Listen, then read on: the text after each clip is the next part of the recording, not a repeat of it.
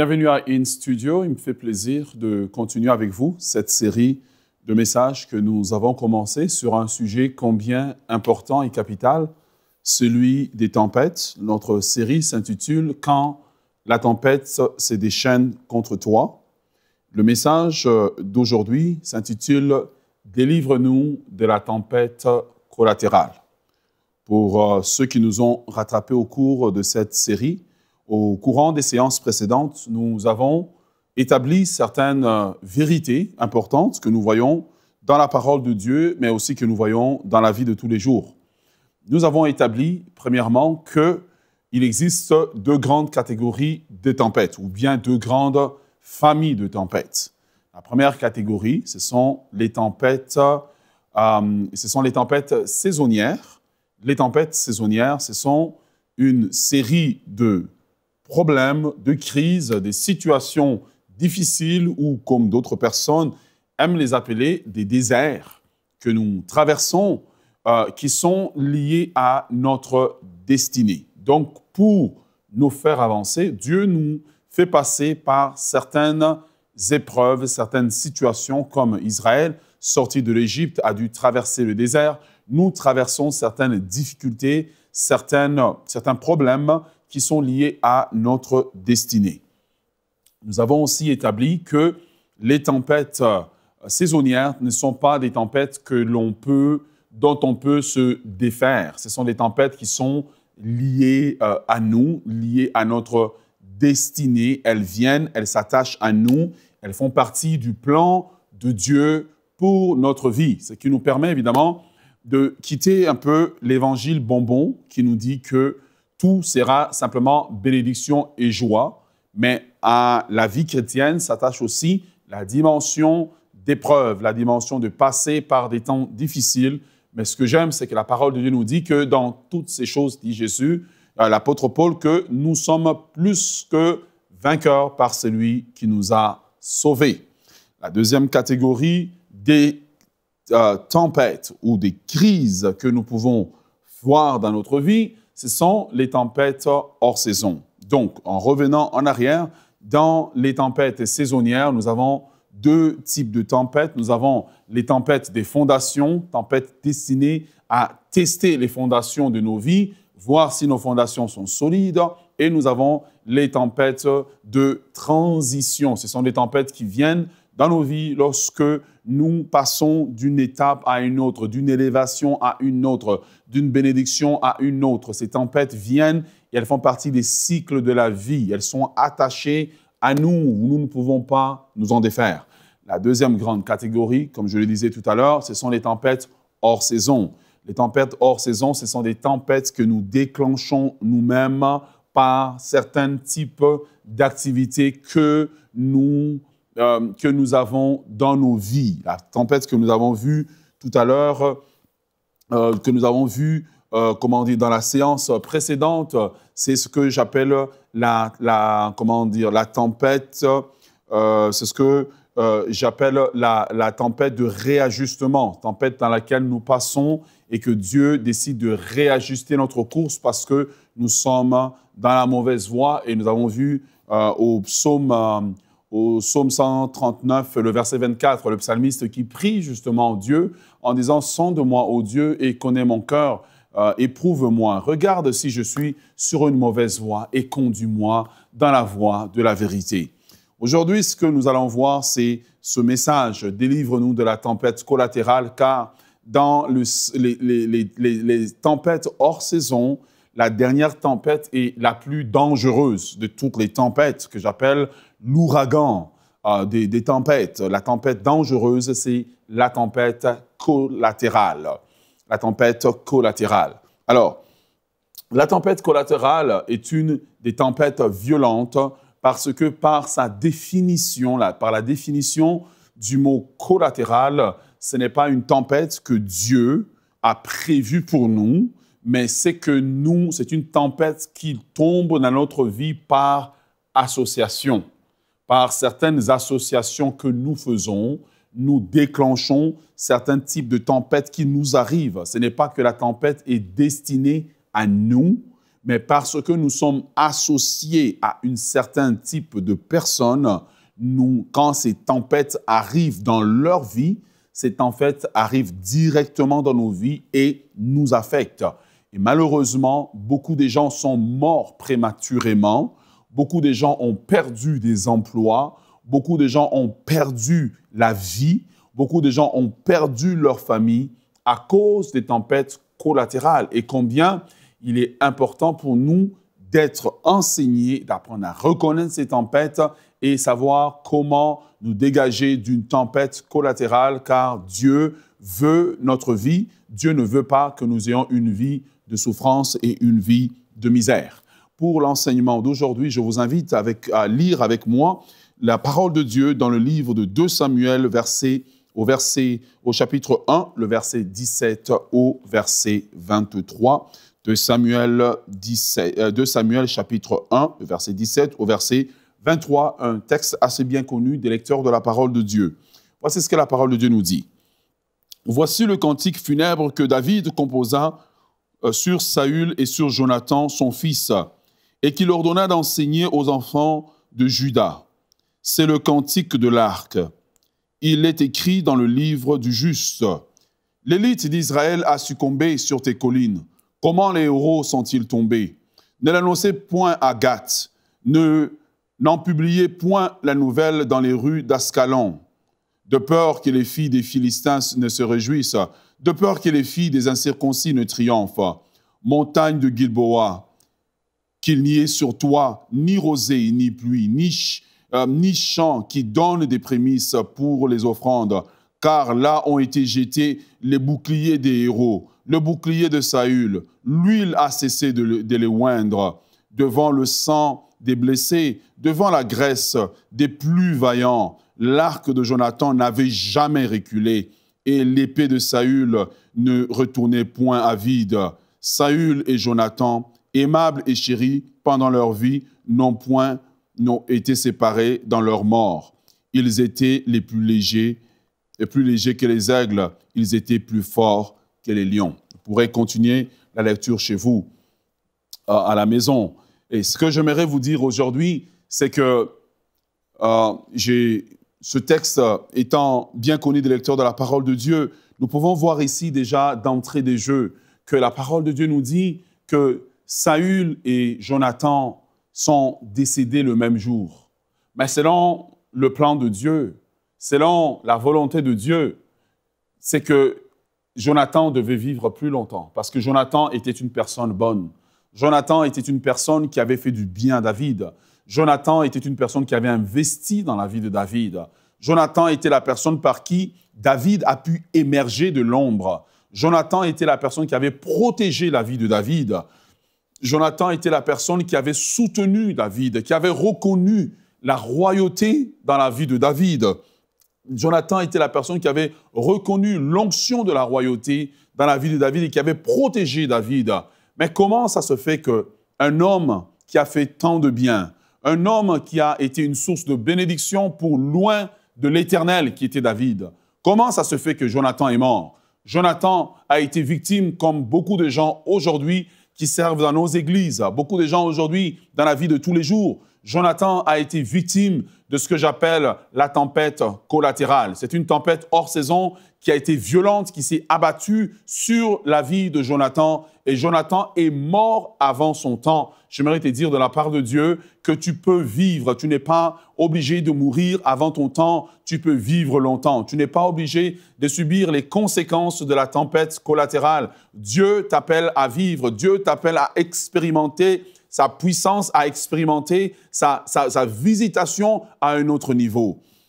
Mais si nous reculons dans le texte, nous réalisons quelque chose, c'est que son père Saül était sous le jugement de Dieu. Dieu en avait après Saül. Dieu n'en avait pas après Jonathan. Dieu voulait enlever, écarter Saül de la royauté. Et si vous lisez bien le texte de 1 Samuel, vous vous rendrez compte que Jonathan avait accepté la royauté de David. Donc, Jonathan n'était pas sous le jugement de Dieu, c'était Saül. Mais malheureusement, Jonathan est décédé avant son temps. Jonathan est mort parce qu'il était associé à quelqu'un sur lequel le jugement de Dieu, la sentence divine pesait. Et Jonathan est décédé avant son temps. Quelle tragédie! C'est au cours de cette tragédie que David va entraîner Israël à chanter ce cantique, mais quelque part comme une leçon qu'il faut retirer dans nos vies à propos des tempêtes collatérales. Tant des gens sont victimes de tempêtes collatérales, tant des gens sont victimes par association. La tempête collatérale, c'est la tempête de laquelle nous sommes victimes par association. Et si nous regardons quelques caractéristiques des gens qui sont victimes par association, ce sont des gens à qui nécessairement n'ont pas fait quelque chose de mal, mais qui s'associent mal. Psaume 1 nous dit « Heureux l'homme qui ne marche pas selon le conseil de méchants, qui ne s'assied pas en compagnie des pécheurs, mais qui trouve son plaisir dans la loi de l'Éternel. Il est comme un arbre planté près d'un courant d'eau qui porte son feuillage ou son fruit en sa saison et tout ce qu'il fait le réussit. » C'est la nature des associations qui détermine aussi la nature des tempêtes collatéraux, la nature des tempêtes hors saison qu'il y a dans vos vies. Et souvent, nous pensons à tort que nous pouvons nous associer à n'importe qui et parce que je vais à l'église, parce que j'ai une vie de prière, que je suis à l'abri. C'est une erreur de penser cela, car ça a été l'erreur de Jonathan. L'erreur de Jonathan était une erreur d'association. Jonathan est décédé par une mauvaise association. Alors, nous voyons ici, premièrement, c'était la mauvaise compagnie. Deuxième erreur de Jonathan. Jonathan savait que Dieu avait enlevé la royauté sur son père. Jonathan le savait très bien. Jonathan est mort, pourquoi? À cause d'une fausse loyauté, d'une mauvaise loyauté. Il devait être loyal à son père, mais il devait accepter le changement que Dieu était en train de produire dans la nation. Et j'aimerais parler de cela parce que Jonathan, dans son parcours, a eu plusieurs fois cette occasion. Il a démontré la loyauté à David, mais malheureusement, sa loyauté l'a conduit à être au mauvais endroit, au mauvais moment. Et plusieurs personnes, vous pouvez être là et vous marchez, vous êtes un enfant de Dieu, mais vous avez la mauvaise loyauté. La loyauté envers quelqu'un qui calomnie l'Église, quelqu'un qui calomnie le pasteur de l'Église, quelqu'un qui dit constamment, il y a des gens qui ont ce ministère, le ministère de la calomnie, qui sont spécialistes à calomnier. Ça veut dire du mal de quelqu'un dans le but de nuire à sa réputation ou de nuire à son ministère. Et quand vous vous associez à ce genre de personnes, vous pensez que vous êtes loyal parce que ce que la personne semble dire est vrai, mais en réalité, vous manifestez une fausse loyauté parce que votre loyauté, première loyauté, doit être d'abord envers Dieu. Et Jonathan avait une mauvaise loyauté envers son père. Il devait respecter son père, mais tout en comprenant, en allant dans le type de changement que Dieu était en train d'opérer. La deuxième type de personnes avec lesquelles les gens manifestent une mauvaise loyauté, ce sont les gens qui sont loyaux envers les personnes qui sont médisantes. Les gens spécialisés dans la médisance, des gens qui sont constamment mécontents et qui sont constamment en train de murmurer et de dire du mal des autres. Toutes les nouvelles qui sortent de leur bouche, c'est constamment pour dire du mal, c'est constamment pour amener du mal. C'est comme si lorsque on les regarde fonctionner, ces gens ont comme une espèce de nuage noir, toujours en train de dire du mal des autres. Et quand vous êtes attaché à ces genres de personnes, soit parce que ces personnes-là, c'est des personnes peut-être qui vous ont amené à la foi, soit ces personnes-là parce que ces personnes-là sont en autorité dans l'Église, ou ces personnes-là sont en autorité par rapport à vous, et que vous restez attaché à ces personnes-là, et que vous restez, avec ces personnes-là comme des personnes de votre cercle proche. Je vous dis que dans tout l'amour de Dieu et dans toute la patience de Dieu, ça ne sera pas long avant qu'une tempête collatérale arrive. Et quand cette tempête va arriver, Quand la tempête arrivera dans la vie de la personne, quand les difficultés arriveront dans la vie de la personne, vous serez parmi les personnes qui vont en payer les prix, comme Jonathan a payé le prix d'un jugement qui est tombé sur la vie de David, de Saül. Troisième mauvais type de loyauté, c'est la loyauté liée avec des gens qui sont rebelles.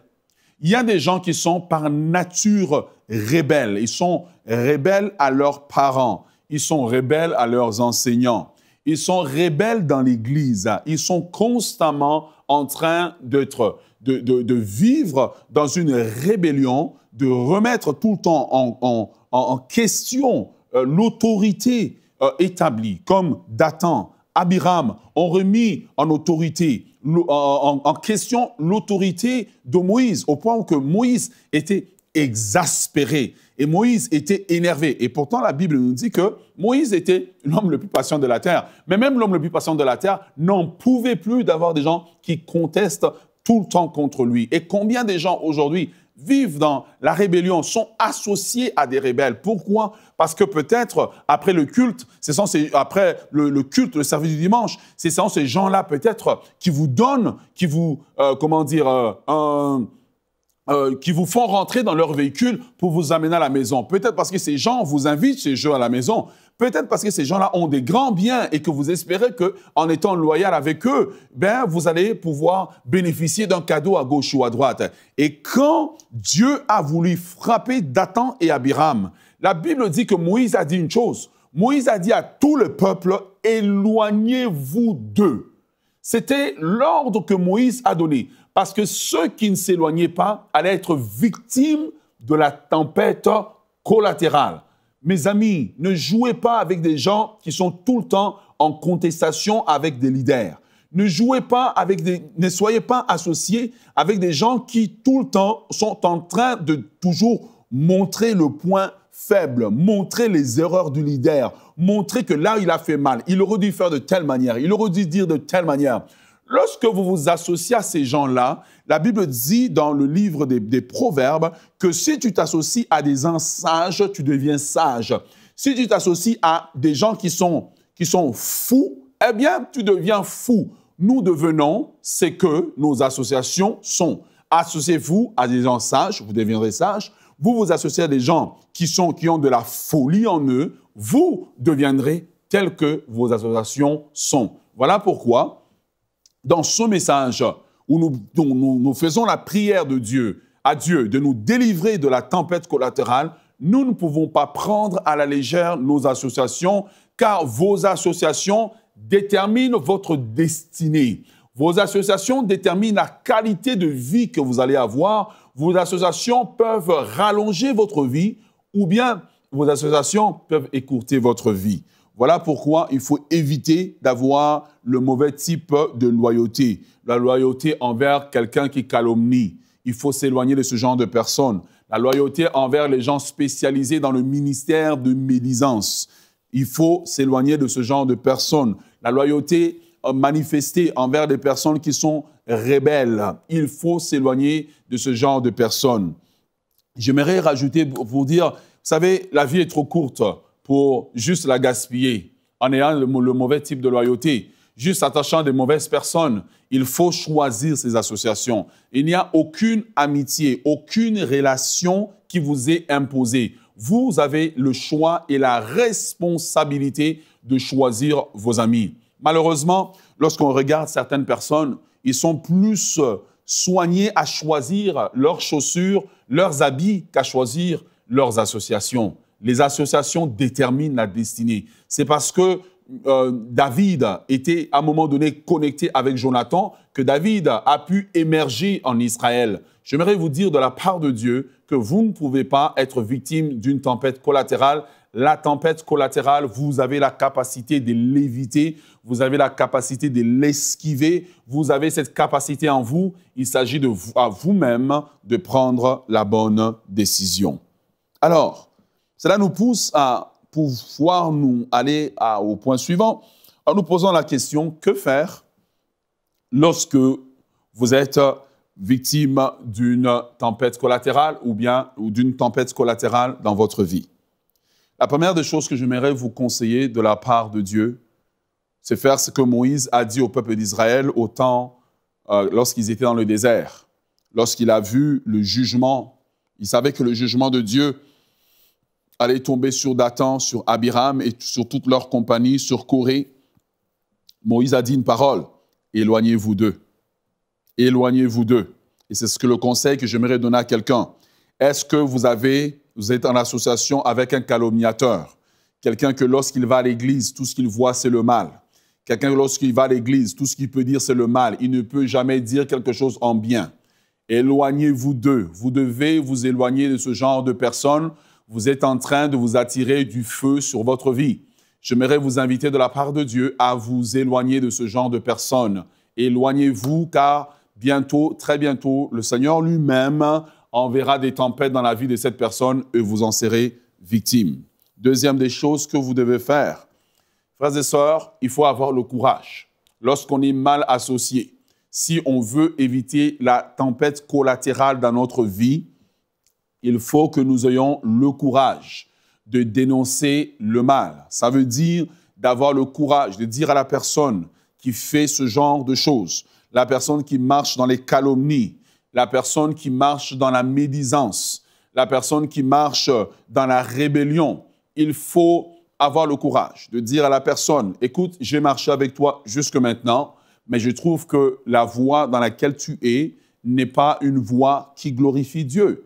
Dites à la personne, ayez le courage de vous asseoir avec la personne à la lumière de la parole de Dieu et dites à la personne, je ne peux plus marcher avec toi tant que ton comportement ne change pas. Je ne peux pas m'associer avec toi. Je ne peux pas dire du mal de la maison de Dieu. Je ne peux pas dire du mal de l'homme de Dieu. David savait que Saül faisait du mal. David savait que ce que Saül faisait était mauvais, mais David n'a jamais pris la peine d'encourager tous ses guerriers en disant « Allons-y, calomnions Saül, disons du mal de Saül. Ouais, Saül, tu es un mauvais roi. De toute façon, tu as perdu l'onction. Qu'est-ce que tu veux montrer, hein? Tu penses que tu es quelqu'un. » David n'a jamais fait ça. David, au contraire, a toujours marché dans l'obéissance, dans la soumission. Il a esquivé Saül là où il pouvait. L'homme de Dieu que Dieu a établi sur votre église, vos parents peuvent avoir tort. Le leader que Dieu a établi peut avoir tort, mais cela n'est pas une autorisation pour vous de dire tout ce que vous pouvez de mal. Éloignez-vous des personnes qui disent du mal, éloignez-vous des rebelles. Il y a tant de rebelles dans le corps de Christ aujourd'hui.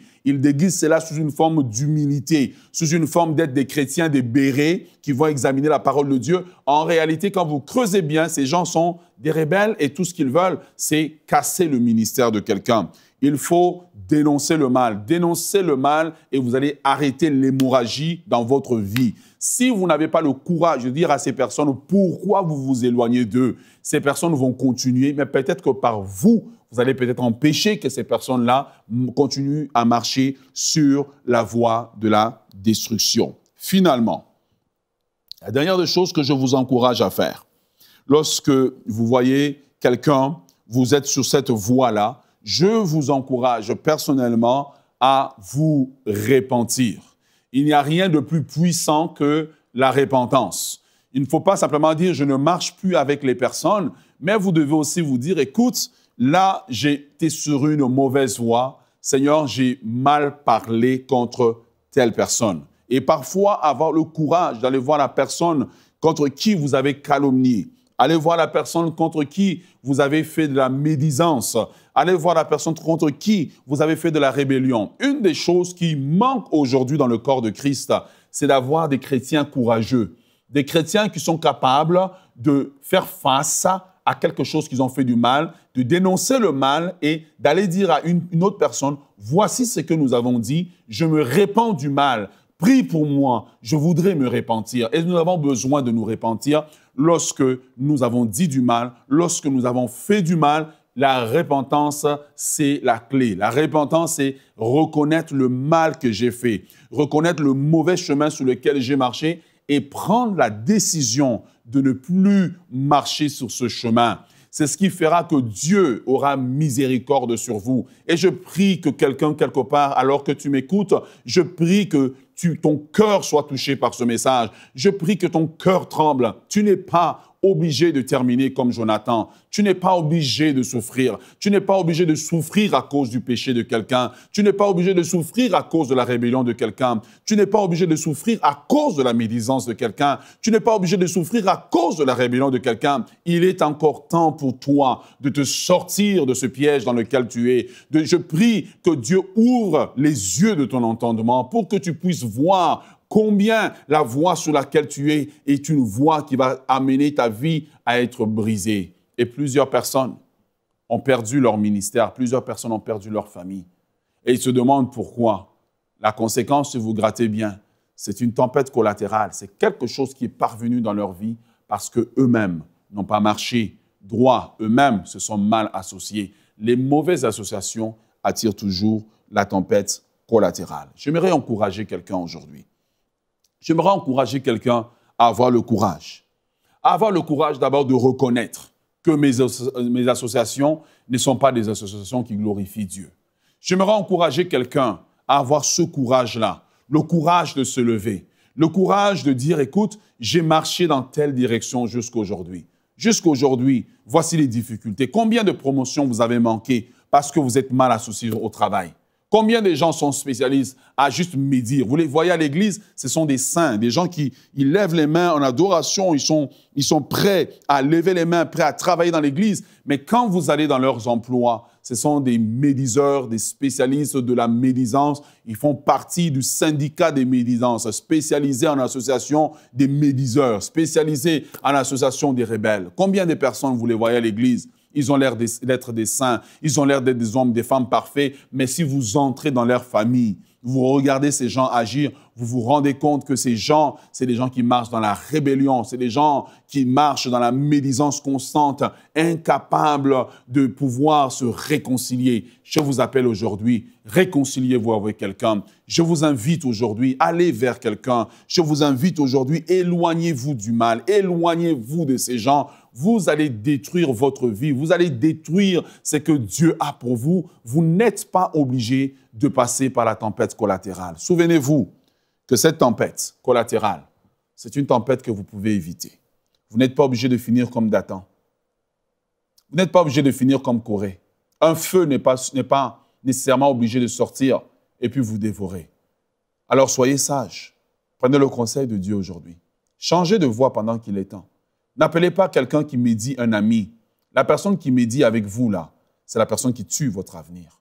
Éloignez-vous. Ne prenez pas le parti de quelqu'un qui s'élève contre un homme de Dieu. Vous appelez un feu sur votre vie. Même si l'homme de Dieu a tort, vous appelez un feu sur votre vie. C'est lui qui est là, ce n'est pas vous qui l'avez établi. Je vous prie vraiment de suivre le conseil de Dieu et d'éviter dans votre vie la tempête collatérale. Réveillez-vous. Quand la tempête fait rage dans votre vie, c'est le temps de s'asseoir, de s'examiner et faire comme le psalmiste a dit, « Sonde-moi, ô Dieu, regarde-moi si je suis sur une mauvaise voie. » Que le Seigneur vous bénisse abondamment.